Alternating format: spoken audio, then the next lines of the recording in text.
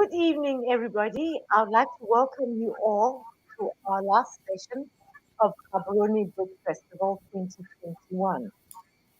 Our book that we'll be discussing today is Pandemic Diaries, which is a collection of stories from women within Botswana of their experiences since the advent of this novel virus called coronavirus. To join, to have this discussion, I have with me as my guest Just those my three and then the sentence. My guests for today are Mabu Nketa, who is the editor and contributor of this book, and Tudo Ramosaba Ramosakangate. I hope I pronounced that properly. So let us welcome our two guests to this final chat of Habernu Book Fest 2021. Mabu, welcome to Habernu Book Fest 2021. Thank you, Lebo. And Tudo, welcome. Thank you, Lebo. I'll give you an opportunity to just introduce yourselves to our guests and our listeners, starting with Mabu. Hi, guests. Hi, listeners. My name is Mabu. Introducing myself as the anthologist of the Pandemic Diaries for purposes of this session today. But day to day, an entrepreneur, a mom, a wife, and really a lover of books and a youth mentor as well. I believe that's how far I'll go, Lebo. Thank you very much for that short and brief introduction, Mabu. Tudo, off to you.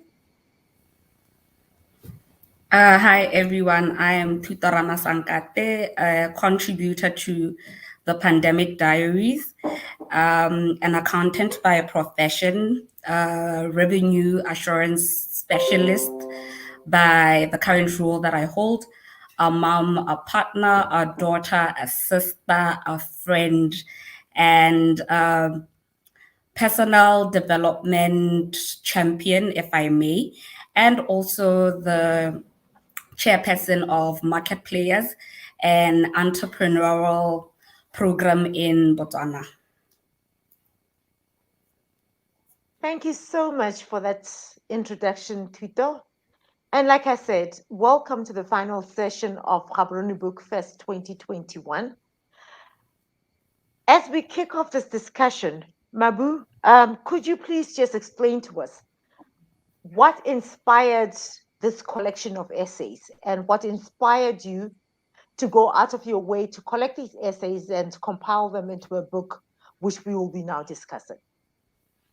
Thank you very much, Lebo. As you know, when we got into lockdown, one of the things that a lot of us who have a lot of stories to tell ended up not just being locked down and doing nothing, but locked down and putting pen to paper, or as they say nowadays, getting to type on our laptops, on our phones, and so on and so forth. So I found myself, as one who always likes to write, wherever I am, either writing in my mind or writing on a piece of paper or making some notes on my phone, because I just have so many stories to tell. And obviously the story of COVID-19 is a story that I believe anyone who's lived in this time has something to say.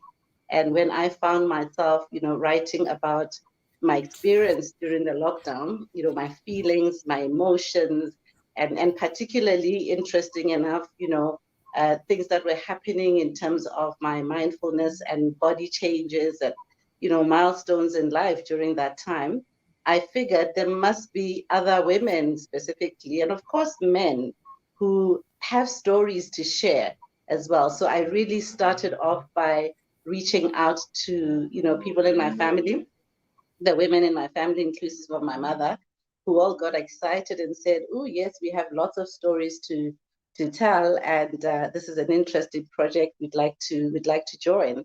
And obviously, like-minded women like Tuto also came to mind because we've had a lot of conversations about the things we want to say, what we want to write about, how we want to be remembered, and sometimes also put pen to paper for, recording things that we've heard from other people. So the Pandemic Diaries are not necessarily all true reflections of life. A lot of them are based on, experiences we've had with other people. Some of them are just, there's fiction, nonfiction, it's a combination.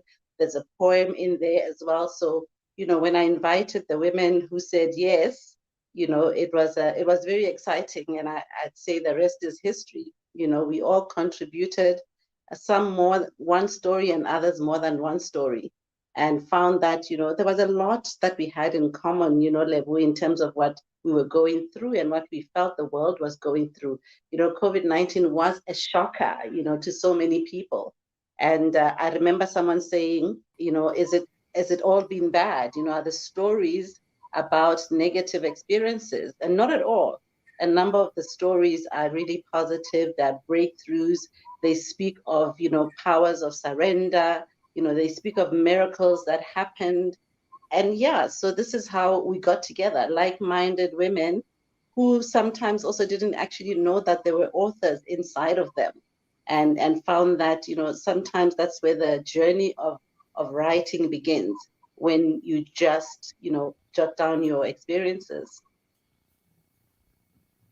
Quite, it's quite interesting that you should say that, Ma, because my follow-up question would be, how easy was it for you to come across, well, first of all, to find women who were willing to contribute to this concept of yours? And secondly, to just put pen to paper and actually allow yourself, because most of these stories seem so deeply personal, for them to pen down personal, deep, vulnerable thoughts and put them to paper and be willing to share them with the rest of the public. Well, I mean, personally, I belong to, a number of networks, inclusive of, the women who are part of this anthology. And therefore, these are women that on a day-to-day basis, we are talking either about our lives or about work, about our children, or about, the dreams that we have. And, during the lockdown specifically, we were reaching out to one another a little bit more because we were not seeing each other. But also, I wrote on conversations that I have had, and it wasn't just these women, just these 10 women. There are other women that I had invited that just perhaps didn't have, time to put pen to paper.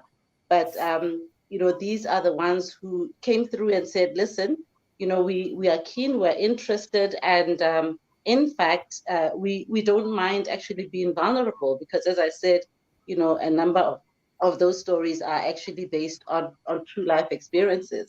And it's great when people are not afraid to be vulnerable, because a lot of the time that is where we can really, get lessons about how to, approach challenges, and how it is that you can give, hope and inspire other people who could also be going through what you are going through. So I found it was quite easy because, like I said, it was people who were able to say, I want to put myself out there. I also just want to exhale. I mean, a number of them said, I just want to breathe. And I think one of the ways that I'll be able to breathe and exhale is if I write something down. Thank you so much, Mabu.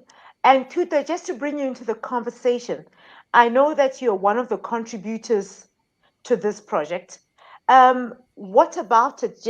What about the lockdown or the COVID situation inspired you to just say, I'm just going to put my a portion of my life story out there and let the world know what it is that I was going through during lockdown?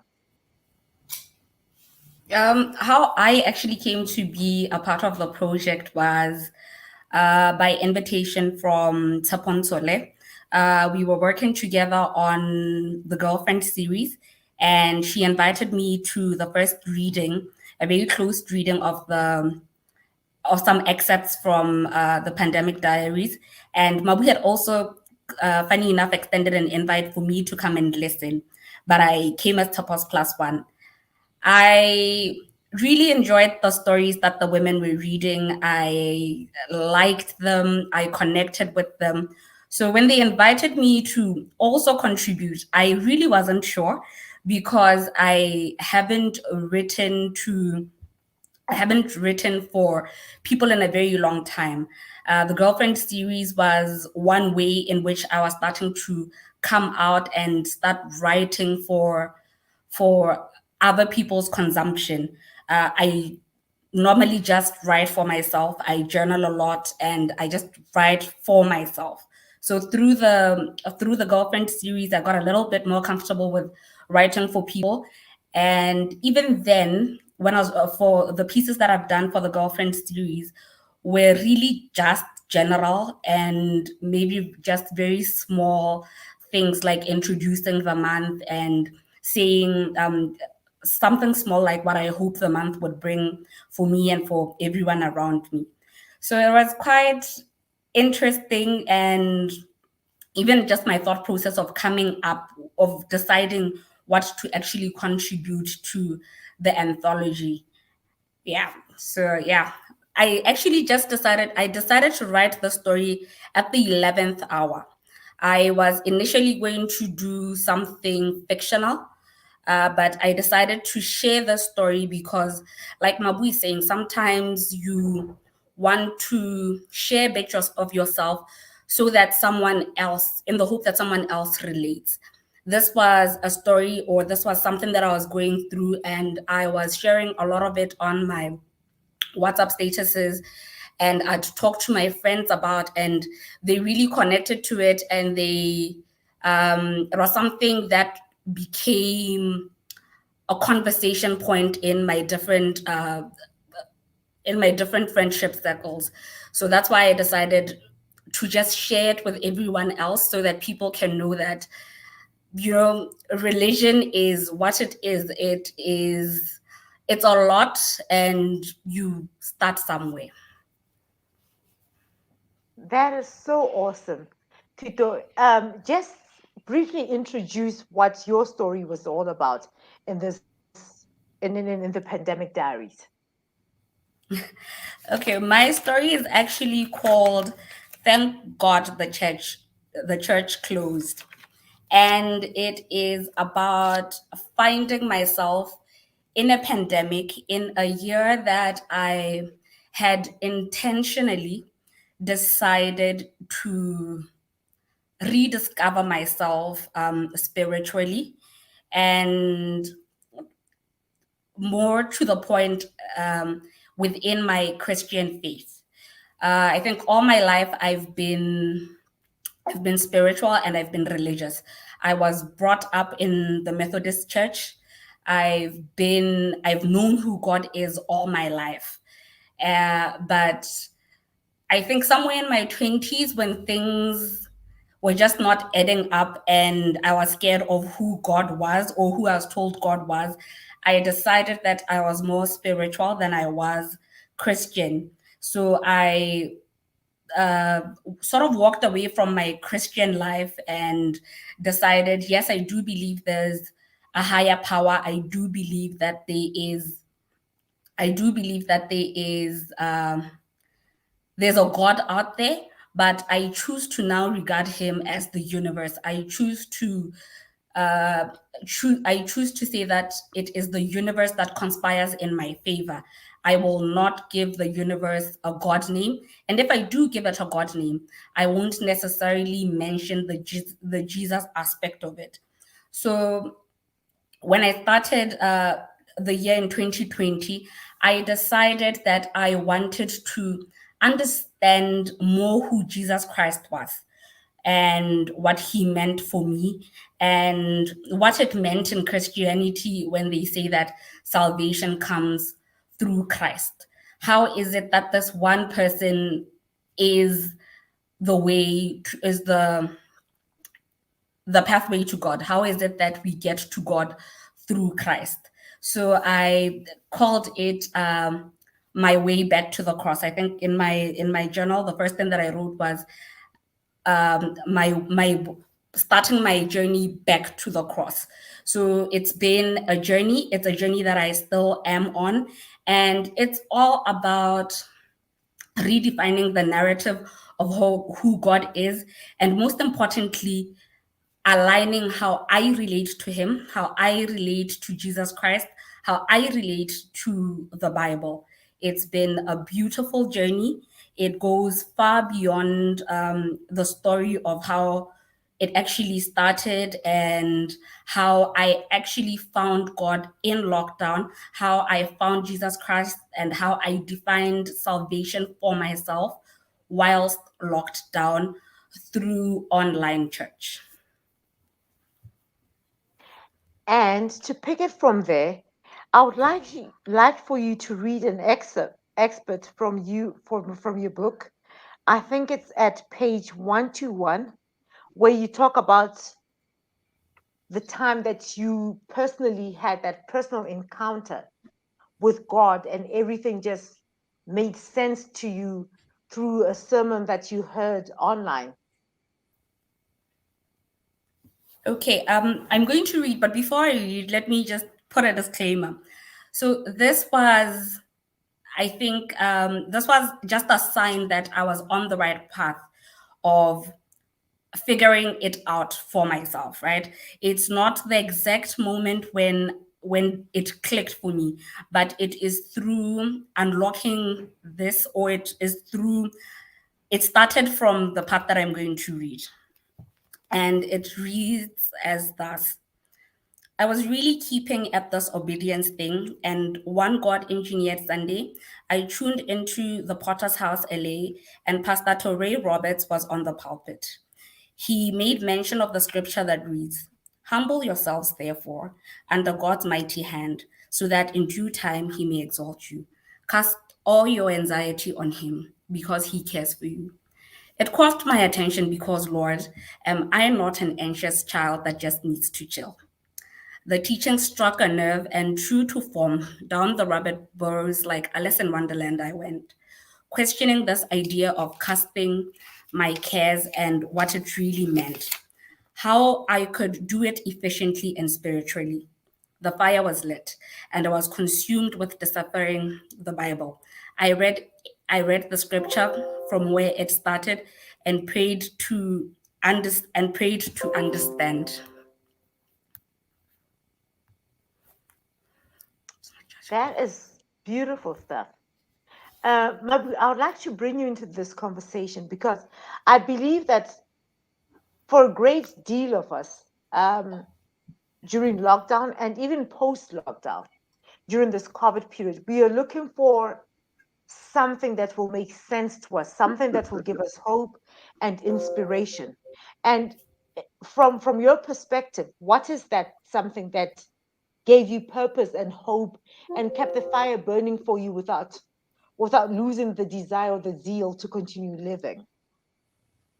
Yeah, thanks a lot for that, Lebo. I just need to also just comment on the piece that that Tuto just shared and say one of the things that came through in this story as I read it the first time, I just felt that she was also very courageous because, you know, in all things discussing religion, discussing God, Jesus, and having your own personal definition and being able to reflect and almost say it out loud in a story that is going to be published did take a lot of courage. And I was very, very proud of Tuto when she shared the story. People have different opinions about, you know, spirituality, religion, the differences, the experiences, what the public expects, and whether, you know, having a relationship with God means going to church all the time and going specifically to a church that you were raised in. So, you know, when you talk inspiration, just courage from women who were writing and women who I was speaking to during the time of the lockdown, where in fact, Ghana by then, we were still a little bit in shock. I think, you know, the pandemic has taken us through many, you know, peaks and valleys, silver linings, and sometimes really, really deep, you know, valleys. And I found that speaking and reading about such inspiring stories is one of the things that did keep me going myself. Because as you will hear later on in the story that I write, there were other stories that were being told that were very daunting and that were very, I would say, quite negative and not helping during a situation like a pandemic situation. So absolutely, what kept me going, I think personally, was was specifically hope itself. And where do you find hope, Lebo? You find hope in the people that you interact with. You find hope in members of your family. You find hope in people, who are willing to be vulnerable. Like I said, some of the women who contributed to the diaries. And I even got encouraged when I was going to do just one story and ended up doing more than one story because of this inspiration that I was getting. It was a dire situation, quite a difficult and negative situation that got really bad with time. And I think, without the kind of contributions that I was able to experience with the women who were writing in the book. I mean, I'll talk about other people outside of the women, but absolutely, since we're talking Pandemic Diaries, their courage, their willingness to be vulnerable, and also just their keenness, to put something together that will be shared, with the world, that totally inspired me and gave me hope. Thank you so much, Mabu. And I think you bring a very important point about how Tudo just allows herself to be vulnerable and express her own perception of what religion and spirituality means to her. So my next question is to you, Tudo, that in a time where I don't know if it's happened to you, but from my news feed in terms of social media, the pandemic brought about times where people questioned the very existence of God.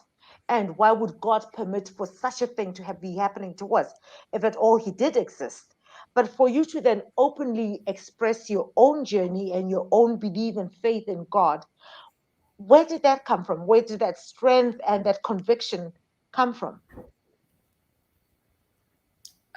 Okay, for me, it was beyond the pandemic. It's Mm, mostly about who I am as a person, and I am a lot of person. So, being a lot of person, you need grounding, you need rooting. mm, Because without those things, like for example, I have a lot of interests, I have multiple interests, and there are a lot of things that I'm very good at. So without faith for me and without the grounding of spirituality and that anchoring of my God life, um, I get I get wishy-washy. I go with the flow instead of focusing on one thing. But when I take all my cares to God, and that's why this particular sermon stood out for me.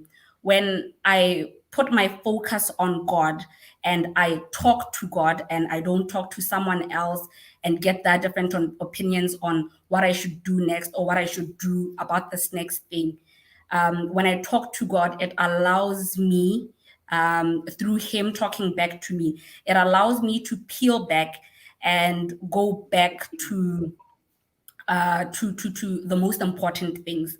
So for me, spirituality is my North Star. mhm, And it being my North Star doesn't mean that, like other people, I don't question God in times when I feel like I need Him the most, when there's loss or when there's a pandemic such as this. I do ask God, where are you in this time? Why are you letting this happen? And one of the things that gives me comfort and one of the things that allows me to be angry at him but move past that is because of the direct relationship that I have with him. I believe that through the direct relationship, I am able to understand I'm able to understand why things happen and why things should happen and why sometimes it's taking a very long time for God's timing. Yeah. I'm not sure if I answered you fully, but yes, that's just what it is for me. It's the personal relationship with God. It's knowing that beyond even Christianity, for me, faith is it's my north star. It's my grounding. It it sets me on the right path. You did answer me quite perfectly, and I think we are speaking to the reawakening of a truth that exists deep within us. And to tie that down, I'd like for you, Mabu, to read an excerpt from your story about Sidia at page 84, where you speak about her own reawakening of a truth that was already before her, but it took for COVID for her to realize what the truth is. You can just read up to, let me see, I think the second paragraph of the same script. So on page 84, right? Page 84, right to the second paragraph of page 85. From Sidia realizes that before COVID, the silence of the COVID-19 dawn hits her as she looks at the empty side of the bed where her husband used to sleep. She wonders about the mental and the physical health risks being spoken about by health professionals with regard to COVID-19 and adds them to what she has been going through in the past couple of years. She realizes that before COVID-19, she was without any meaningful, regular, and in person contact with a man whose ring still tightly circles her finger. She wonders if she has been stupid, but she thinks not, since she's not the one who left the marriage. She's not the one who gave up, the one who called it quits, who knew when she was ready to move on. And in the silence of the COVID-19 dawn, she saw the white shining light that many people say they experience during a breakthrough, during an aha moment or an encounter with the spirit world. Knowing that the ending of her marriage is not her choice and that she tried all she could feels like a heavy weight which she needs to put down. Can I go that far, Lebo? You can just finish off with the following paragraph, which ends with unhappiness in her marriage. This time in enforced isolation, Sidia feels prompted to consciously evaluate her marriage and the 2 year social distancing much more than she did before. She wondered if she deserved the long-standing unhappiness in her marriage. The white light symbolized an awakening, an illumination of the dark places in her heart, in her mind, in her soul. She acknowledged its spiritual and symbolic meaning, that it brings hope, relief, peace, and yes, the presence of angels. She allowed the light to engulf her and realized that she can be happier, she can be healthier, she can be a better mother, sister, aunt, and friend. Beyond the COVID-19 lockdown, she pictured a new world waiting. Sidia realized that COVID-19 may create a void that leaves you feeling alone, but on the upside, it ushers pure light, pure consciousness, wisdom, and divine enlightenment. And the story is Sidia's awakening. Thank you so much for that beautiful reading, Mabu. Um, I know that for most of us, COVID symbolizes this dark period. But I think through this story, you're trying to illuminate that there's a positive side to COVID. It's forced us to re enter ourselves and to evaluate the decisions that we've been making and to just have conversations with ourselves in silence without the regular noise that we had pre COVID and determine if this is the chapter or this is the pace or this is the route, the journey that we had thought our lives would be at this particular moment. Have you picked up in that in most women that you've spoken to during this period? Well, I mean, this story specifically, Lebo, was inspired by several conversations that I had with women who realized that now being locked down with a partner, not always necessarily with a husband, sometimes with a live-in partner, and you recognize what the relationship is truly, because there was no time to be apart. Most of these women that I say were inspiring the story were either realizing they have a very strong relationship, or they have a relationship that is weak, or they have a relationship that really is loveless, and it is almost ending. And the lockdown would then either reinforce what it is that they were describing. But for this particular Sidia story, the inspiration was for when you realize that here you are locked down with somebody who actually turns out to not be, you know, somebody who wants you anymore. You understand what I'm saying? And not seeing that as a bad thing. Although initially Sidia, was frustrated, because who doesn't want to be loved in a relationship? But eventually, in the silence of COVID-19, and because this is also a story that says the man chose to be locked down with another woman, she then realized that this is a time for reflection. And I think a lot of people during the lockdown did a lot of reflection from a relationship point of view. And therefore, the awakening, absolutely, like you say, is speaking to, you may find yourself at the darkest time of your life, but you may also, during that darkest time of your life, recognize that there is hope, and that you must never ever give up on that hope. And understand that even if you are in a loveless situation, there could be someone out there in your trajectory who you will meet, and you will start afresh. I mean, Sidia didn't necessarily think about meeting anyone, but she just suddenly fell in love with herself, and understood that before she can actually allow anyone to love her, she needs to love herself first. And therefore rejection for her became yeah, a bittersweet feeling, but eventually a sweet feeling of almost like being emancipated, and looking at a future where she is out of a loveless situation. So that's really what was inspiring the story. And it was a melange of different experiences that women were experiencing with their partners.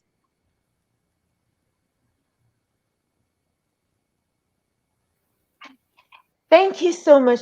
And Tudo, I would also like to bring you in here, just to take the listeners through what it is, in your opinion, you would think would help birth that reawakening of self, and to permit yourself to go through the reawakening journey without feeling guilty, without feeling societal pressure of saying, oh, but a woman is expected to do X, Y, Z, or you need to suffer through your marriage, you need to suffer through this. What do you think it is that we could do to work through that? Okay. Firstly, guilt will come. You have to live through guilt.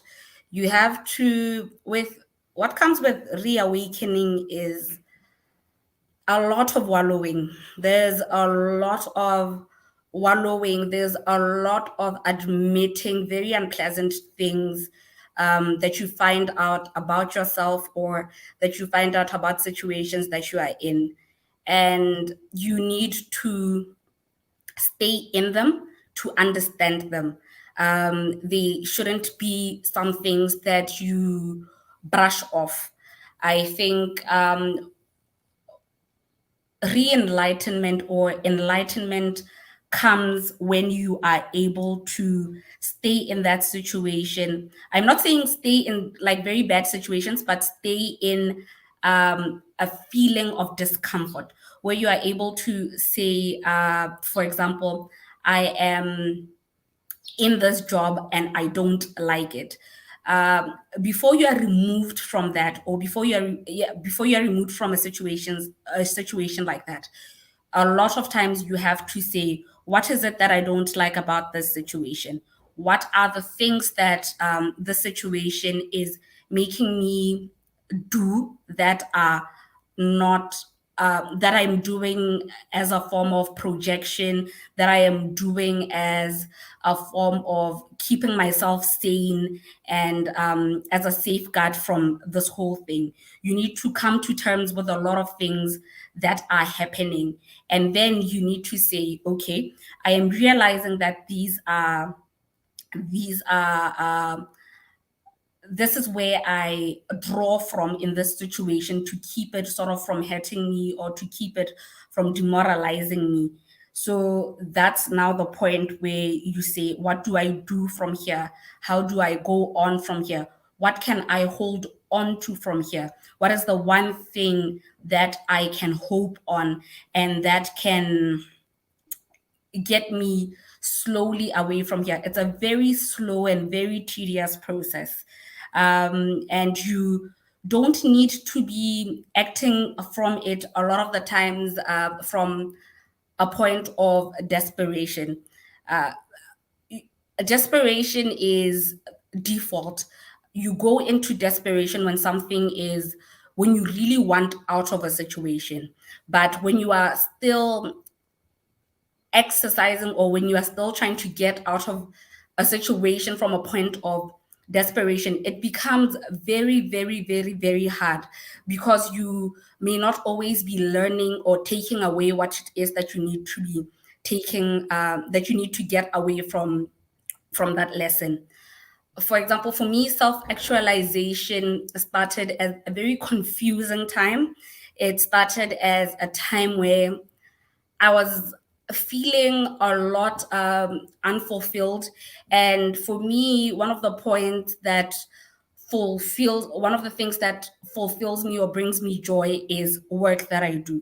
I enjoy working. So I was feeling very complacent at my job.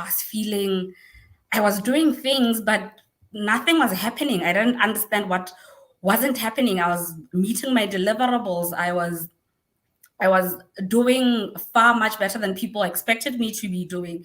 But still, for me, and that's the expectation part of it. Sometimes people on the outside are not seeing what you are seeing. Sometimes people on the outside, for example, are questioning the decisions that you are taking. They're questioning, why are you doing this at this time? And it's really not about them. And where it comes not about them is what is making you feel fulfilled, what is making you feel great. Like I'm saying, people were thinking that I'm doing far much better than I should be doing. I'm getting responsibilities at a far higher level than I should have been getting, but it was not fulfilling to me. And it's actually one of the things that led me to Mabu. I knocked on Mabu's door. I think I gave her a call or I DM'd her, which was our very first point of contact. And because I'd read a lot about her and I'd heard a lot of people say how she's a very good coach. So I went to Mabu and told Mabu, I'm very unfulfilled, but I can't put my finger on it. Um, my child is happy, my family is happy, my love life is okay, my work life is okay, finances are finances, but I'm generally okay, but I don't know what it is that is missing in me. And it took a very long time for me to then actualize and say, this is why I am feeling this way. And I'm sure a lot of people are actually surprised about this because not a lot of people know that I was going through that when I was actually going through that. So it's just what it is. Self-actualization is work. You work, you put in a lot of time. I burnt through many pages, writing to myself, talking to myself, talking to God, even though at the time I didn't really even understand what was going on, asking myself a lot of questions and trying to answer them, and asking people around me, I'm doing this, but what do you think? And listening. Yes, one of the things that came with my self actualization was actually listening, because I talk a lot and it's something that I grew up doing it's my thing. I talk. But with self actualization, I learned how to listen and listen well. And also, listening taught me discernment, which is why I think even now in my journey of self actualization, it doesn't matter, for example, what you say about me or what you think about me because of my level of discernment. I am able to discern sometimes if your maybe criticism is coming from a point of concern, whether it is coming from a point of cutting me down, or whether it is actually constructive. So, and these are things that I had to work at, and these are things that I am still working at. So, in your journey, don't try to cut off what people are thinking. Do things in something that Mabu taught me. Life is not about balance, and it's very hard to achieve a balance. Do things in bite-sized chunks. Take small steps at the things that you're doing. Be very, very, very kind to yourself. Look at what is it that set maybe small little milestones. Let me feel this pain for what it is. Let me learn from this pain. Let me try to talk to someone about this pain and hear from them what they think. Yeah. Thank you so much. And it's amazing how quickly we've come to almost the end of our time. So before we wind this thing up, I would like for each one of you to just share with the audience which books have kept you going for the part since COVID started, and which books spoke to you and which you would recommend to the listeners out there, maybe for inspiration, for keeping sanity, or just even just light-hearted books that will keep us hopeful. We will start off with you, Mabu. I'm smiling because I'm just wondering which book am I going to talk about. I'm so greedy for books, so I will be having quite a number of books going at the same time.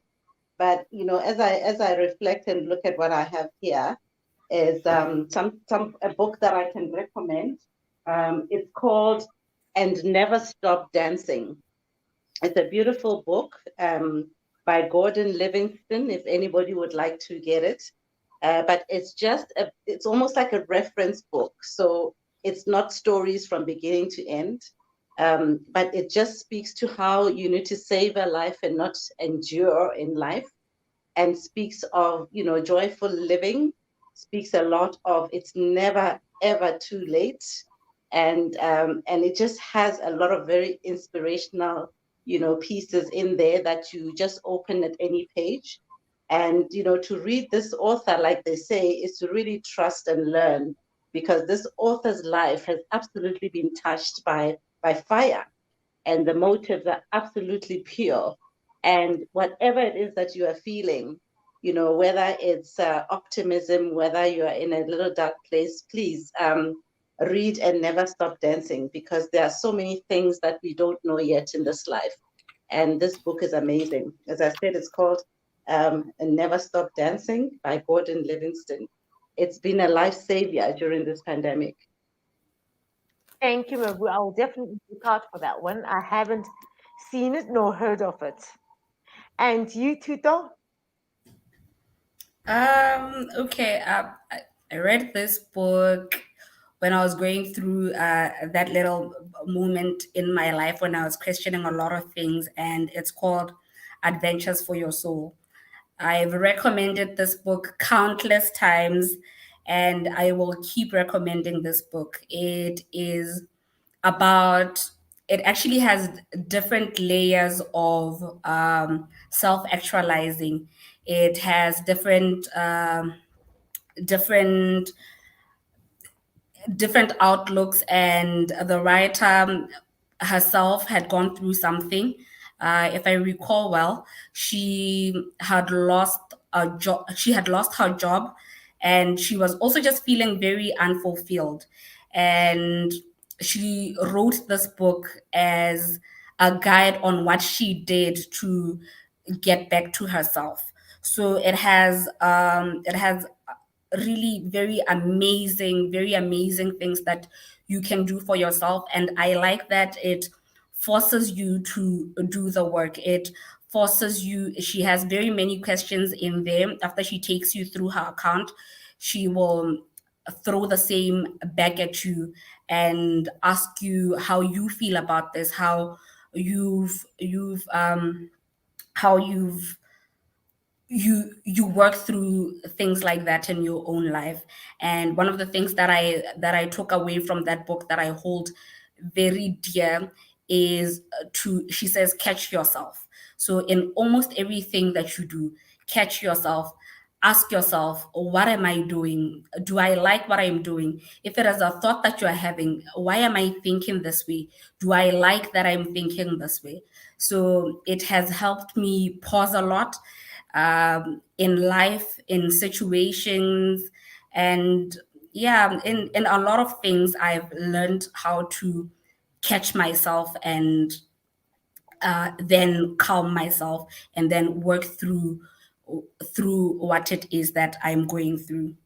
And the other book, without sounding cliche, read your Bible. Read your Bible, because what I found is the Bible is, when a preacher is sitting or is standing on a pulpit and they're telling you something from the Bible, they're telling you their account or how this thing was revealed to them from the Bible.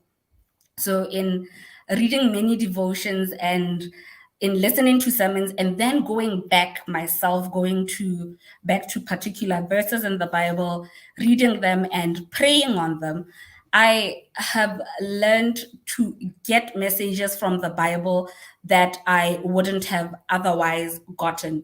So it brings in a different perspective, even when you're talking to people or when you're going through things. There's a lot of things in the Bible, but you need to read it without that veil of someone having taught you the word or having preached the word in manner ABC. Read it for yourself. Take away what you can take away from it. It's the one book that I've been reading consistently for the past year, and it's doing wonders for me. So I highly recommend it. Thank you so much. At this point, I will bring the both of you, Tutu and Mabu. If you have any last minute remarks that you would like to make to our guests, to our listeners out there, this is the time for you to do that. I will start off with you, Tuto, and we will wait for Mabu to rejoin us. Am I back on now, Lebu? Yes, Mabu, you're back online. Sorry about that. Welcome I don't back. know what happened. Not a Okay. problem. I was saying that this is the time for us to just wrap up our conversations. So if you have any last minute thought, any last minute recommendation, this is the time for you to do it. But I will start off with Tuto and then I'll wrap up with you, Mabu. Thank you. My parting words are to always go back to yourself. The no one knows you the way that you know yourself. Not your parents, not your friends, not your child. You are honestly the most important person in your life, and you need to be abundant. You need to be full for you to be able to overflow. And you know, as people, we tend to want to do good. And doing good starts with the goodness that you are doing for yourself. So, really work on your personal journeys to actualization. There's not a right way of doing it, there's not a wrong way of doing it. Just as long as you start, the only right way is actually for you to start. Listen to your heart, ask yourself the questions. You have the answers. And yeah, just there's a lot of abundance in the world. You need to tap into it, have a lot of conversations with like-minded people and with unlike-minded people, because you'll always learn uh, from someone from the differences that you have with other people. Yeah, so just appreciate yourself, listen to yourself. I can't say this enough. Go into yourself a lot. Write letters to yourself. Leave notes for yourself Thank you, that you can Tuto. find sometimes and affirm yourself. Yeah, that's it. Yes, thank you, Tuto. I think the message is just learn to trust your instinct and your inner self. Mabu, over to you. Thank you, Lebo. I think just taking on the last bit that Tutu spoke, I just want to speak to whether it's men or women who were tuning in today to, and also just to say congratulations to Kaburoni book festival. This is very exciting that we have a forum like this one. But just to say, if you have a story, and I think we all have stories, let us share those stories. Sometimes you don't have to be the one who actually writes it. You can actually read it out loud. You can actually connect with other women who can also share your story on your behalf. And the stories are not always about challenges. They should be about, the happy that you have found. But we all have something inside of us that we can share. And I'm just encouraging, people to use writing as therapy. And it doesn't have to be writing an anthology. Like Tuto says, it could just be journaling, but it's therapeutic. It is an outlet. It's an opportunity also for you to celebrate your small wins. And just to say that I don't think anybody is necessarily born an author, but we all have stories, and we should not ever die with music inside of us. And let us share whatever it is that we've experienced in the world with others, because I think that is really what it is that we do to make a difference in the lives of others. And when we are no longer here, what will remain is how we touched other people, whether through interacting with them or through sharing our stories. So again, congratulations. This has been a really, really amazing forum, and I do look forward to the next one and look forward to really more get-togethers around books and around reading. And let's get our children to read. Let's get our children to also write, because we know today's generation, they have a lot to say. And just to say congratulations once more, and thank you very much for having me. Thank you so much for that, Mabu. I wholeheartedly agree with you. For starters, I'm a fan of reading. I love books to the bits. And I think the next level would then be starting to read. But I do agree with you because a lot of our history and a lot of our knowledge and know how has been lost because generations before us were more of passing it by word of mouth from one generation to the other. And by so Absolutely. doing, we've so lost so much rich history because of that. So we encourage each and every single one of us to just pen, even if you're penning to children, penning to yourself, penning to relatives. Let's just pen down our stories. You'll never know whom it is that it will touch. Um, Absolutely. what I would like to say is to thank the both of you ladies. You ladies have been awesomely fabulous. I've really enjoyed these conversations that we've had together. And I pray that this is not the last time that we're having these conversations, that we'll continue to have conversations around how COVID has affected our lives, how it's especially affected the women folk, because as we know, we bear the bigger brunt of the burden in terms of whatever mishap it is that happens to society as a whole. So let's keep conversing, let's keep chatting. And to that, I would ask you ladies to raise your glasses as we toast to the end of Gaborone Book Fest 2021. And cheers to the organizers. Cheers to our sponsors, being IDM, the Institute of Development Management. We thank you for these fabulous past 3 days. We've all enjoyed the conversations, and we hope to a more successful 2022. Cheers, ladies. Cheers.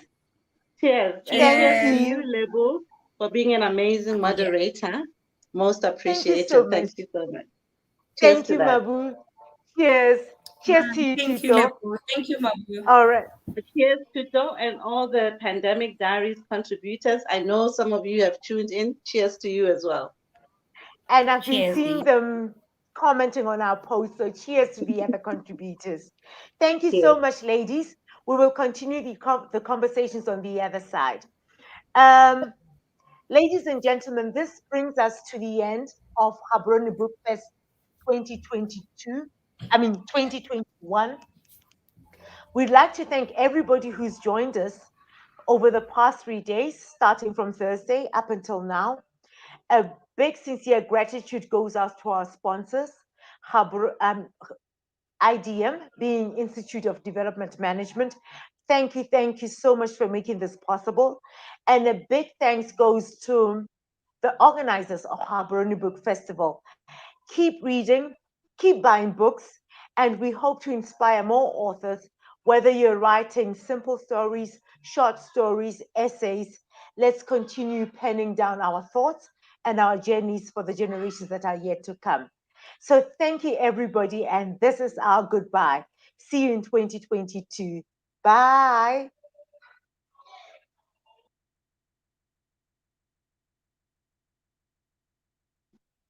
Bye.